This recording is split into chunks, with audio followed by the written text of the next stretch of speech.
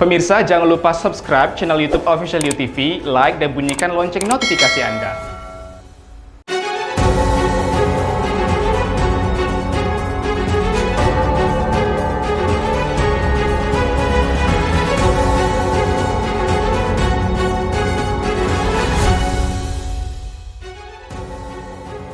Ganda putri Indonesia, Grecia Poli dan Apriani Rahayu mengukir sejarah baru untuk Indonesia.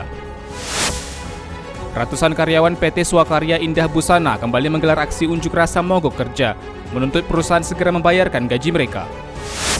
Angkatan Laut dan Badan Keamanan Maritim Pakistan tengah melakukan operasi pencarian awak kapal kargo yang tenggelam di wilayah laut Pakistan. Halo pemirsa, kita berjumpa dalam program U-News. Program ini memberikan informasi yang bermakna kepada Anda mengenai sejumlah peristiwa menarik di tanah air. Bersama saya, Fahrian Bahri, dan inilah U-News selengkapnya. Putri bungsu Aki Ditio, Herianti, ditetapkan sebagai tersangka kasus penipuan hibah dana sebesar 2 triliun rupiah. Sumbangan dana untuk penanganan COVID-19 dan kesehatan yang rencananya akan diserahkan kepada Polda Sumatera Selatan ini berakhir dengan agenda penipuan. Sumbangan dana sebesar 2 triliun dari pengusaha asal Aceh Aki Ditio menghebohkan dan dipublikasikan secara besar-besaran di berbagai media massa. Herianti, si bungsu dari mendiang Aki Ditio, menjadi perwakilan pada penyerahan bantuan yang diberikan secara simbolis kepada Kapolda Sumatera Selatan Irjen Eko Indra Heri.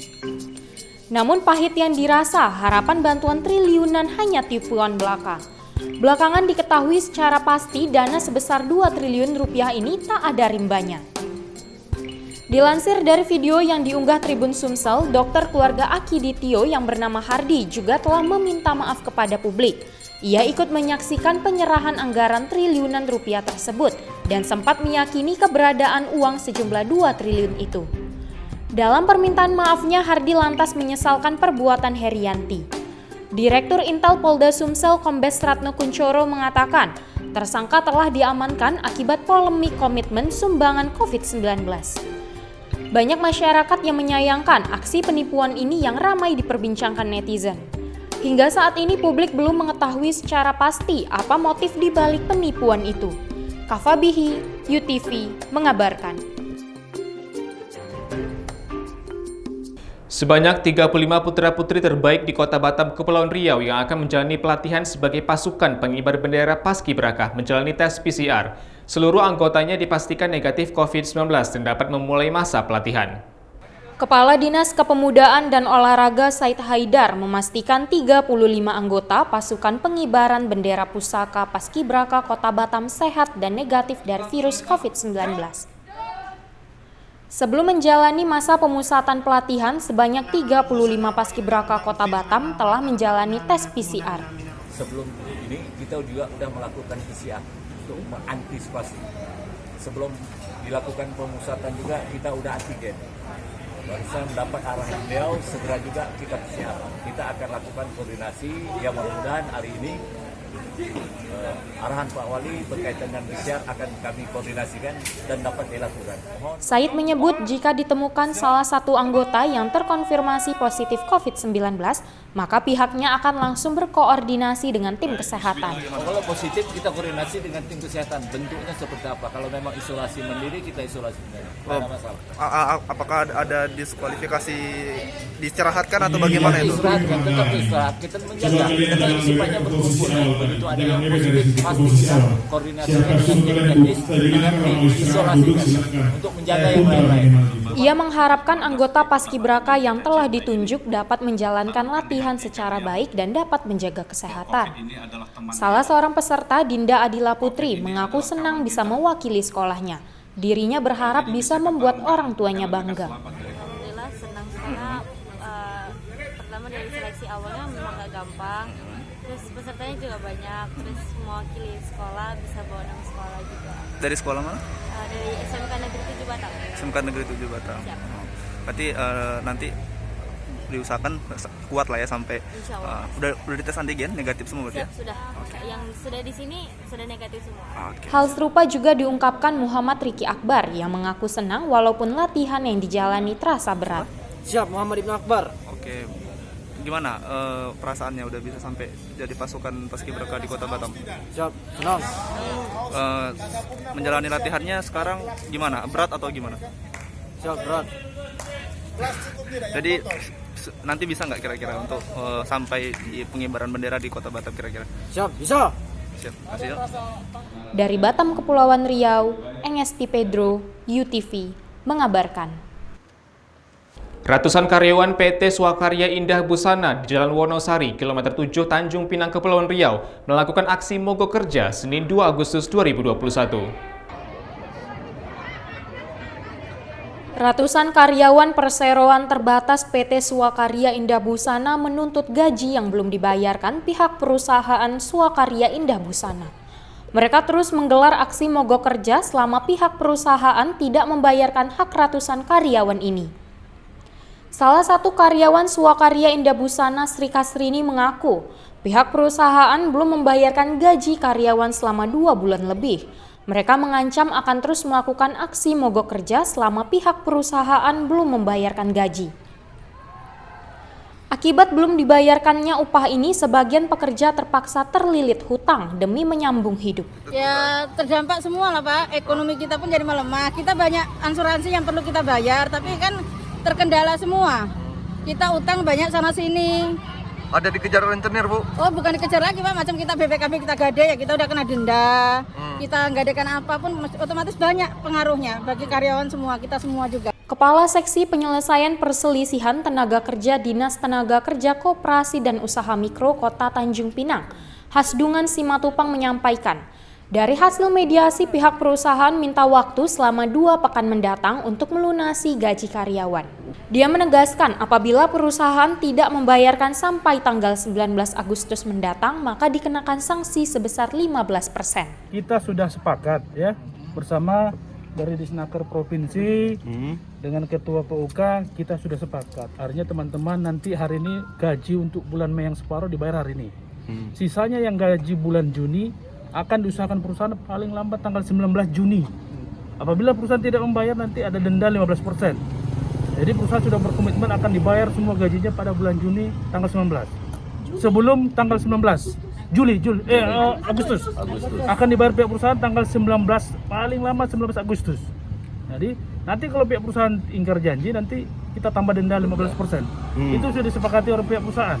Ada juga dari Disnaker Provinsi juga. Dari Tanjung Pinang, Kepulauan Riau, Afriyadi, UTV, mengabarkan. Saudara Bupati Seram Bagian Barat Maluku, M. Yasin Payapo, meninggal dunia dan terkonfirmasi positif COVID-19. Hal ini sesuai pemeriksaan swab antigen sebelum menjalani perawatan pada Minggu 1 Agustus kemarin. Usai menjalani perawatan dari Rumah Sakit Rujukan COVID-19, Bupati Seram Bagian Barat Maluku, M. Yasin Payapo, menghembuskan napas terakhir. Ia diketahui meninggal dunia di kediaman pribadinya di kawasan Gulunggung Batu Merah Atas, Kecamatan Sirimau, Kota Ambon, Maluku. Direktur Utama RSUP Leimana Ambon, Dr. Celestinus Egia Munte, memastikan Bupati Yasin meninggal karena terkonfirmasi positif COVID-19, sesuai pemeriksaan swab antigen sebelum menjalani perawatan. Sebelumnya, Yasin bersama salah seorang anaknya sempat dibawa ke Rumah Sakit Leimana untuk mendapatkan perawatan COVID-19. Dikatakan dokter, Bupati masuk di Rumah Sakit Leimana pada Sabtu 31 Juli pukul 18.00 waktu Indonesia bagian tengah.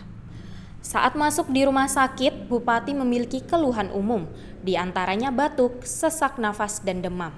Selain Bupati, putrinya juga terkonfirmasi positif COVID-19. Namun, setelah menjalani perawatan semalam, esok paginya Bupati Yasin meminta untuk dipulangkan dan melakukan isolasi mandiri di kediamannya.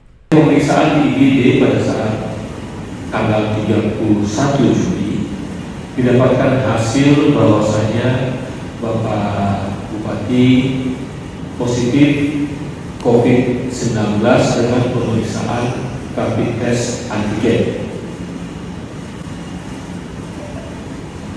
Bersama dengan beliau ikut serta dirawat putrinya yang juga terdampak penyakit COVID-19. Dokter meminta Satgas COVID-19 Provinsi Maluku berkoordinasi dengan pihak keluarga untuk melakukan pemakaman sesuai dengan prosedur kesehatan COVID-19. Dari Ambon, Maluku, Kantor Berita Antara, UTV, mengabarkan. Ratusan massa yang didominasi anak muda berunjuk rasa di Kuala Lumpur, Malaysia pada Sabtu 31 Juli kemarin. Pengunjuk rasa meminta Perdana Menteri Malaysia Muhyiddin Yassin mengundurkan diri karena dinilai gagal menjalankan pemerintahan. Ratusan anak muda dari aktivis dan mahasiswa yang tergabung dalam Sekretariat Solidaritas Rakyat SSR menggelar unjuk rasa Sabtu 31 Juli kemarin. Dalam aksinya, pengunjuk rasa meminta Perdana Menteri Malaysia Muhyiddin Yassin mengundurkan diri karena dinilai gagal dalam menjalankan pemerintahan. Mahasiswa membawa replika jenazah menunjukkan masih tingginya kasus COVID-19 di Malaysia yang mencapai 17.786 kasus dan menilai runtuhnya sistem kesehatan negara.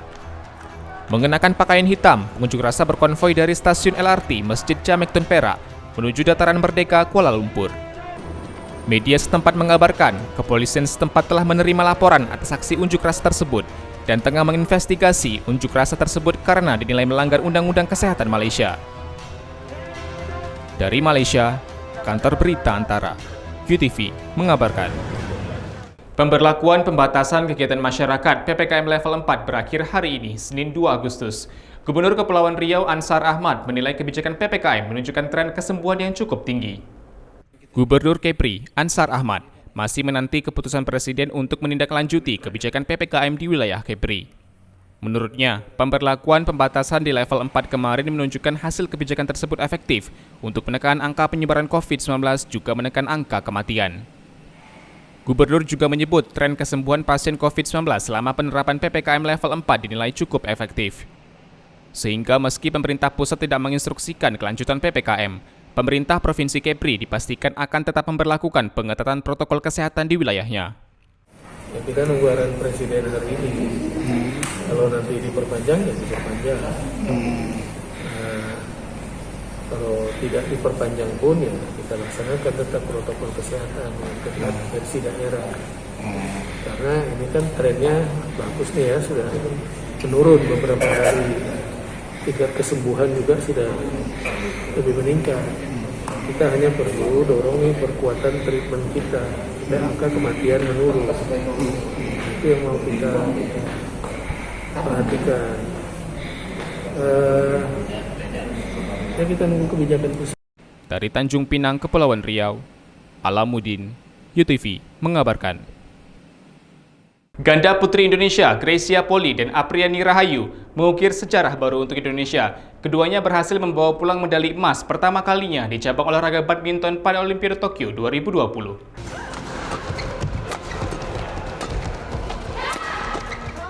Kumandang Indonesia Raya menggema di Tokyo. Pasangan ganda putri Indonesia Gracia Poli dan Apriani Rahayu mengukir sejarah indah, mencetak emas pertama bagi Indonesia pada Olimpiade Tokyo 2020 di Stadion Mushashino Forest Sport Plaza.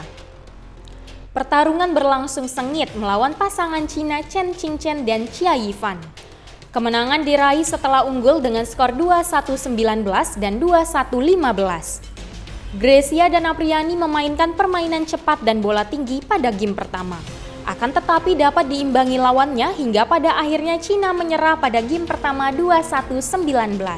Pada game kedua Indonesia memainkan strategi bola pendek sehingga membuat jarak skor yang cukup jauh 21-15. Ganda putri peringkat 5 dunia ini mencatatkan sejarah emas bagi nomor ganda putri untuk pertama kalinya. Banyak komentar netizen yang mengucapkan selamat bagi pasangan ganda putri Indonesia ini. Momen raih emas Olimpiade Tokyo kali ini menjadi berharga, pasalnya semenjak Olimpiade Barcelona 1992, nomor ganda putri belum pernah meraih medali emas. Dari Kafabihi, UTV mengabarkan.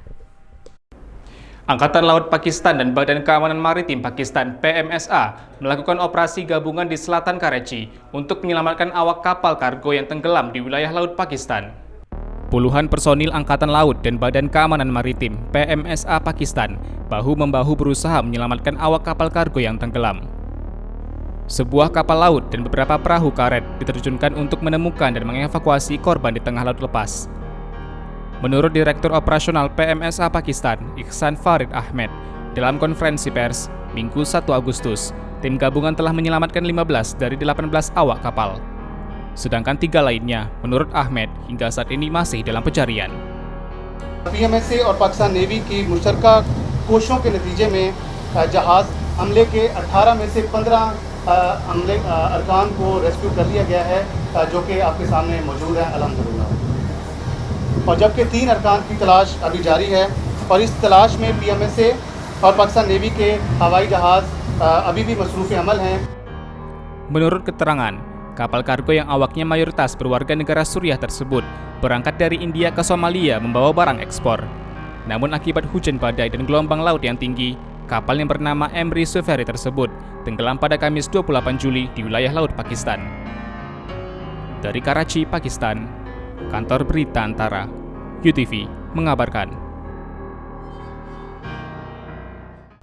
Terima kasih telah menyaksikan informasi yang kami sajikan. Tetap saksikan New News selanjutnya. Salam sehat, sampai jumpa.